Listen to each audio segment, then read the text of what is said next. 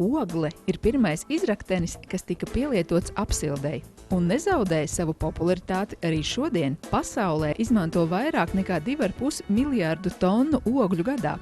Latvijas ostas vien pārved Rietumu Eiropas virzienā aptuveni 20 miljonu tonu gadā. Atšķirībā no citiem kurināmā veidiem, kuri atdod siltumu sadegšanas laikā, ogle ir spējīga uzturēt temperatūru dažas stundas pēc sadegšanas beigām.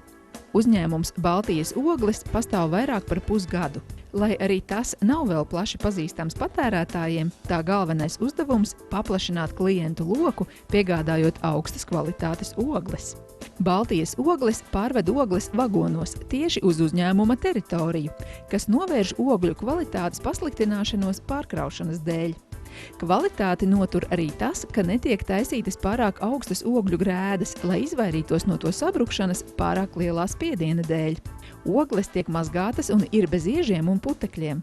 Veicot pasūtījumu pa telefonu, ogles tiek krautas mašīnā un nosvērtas uz svariem, kas garantē, ka pasūtījums tiks izpildīts ar precizitāti līdz pat kilogramam.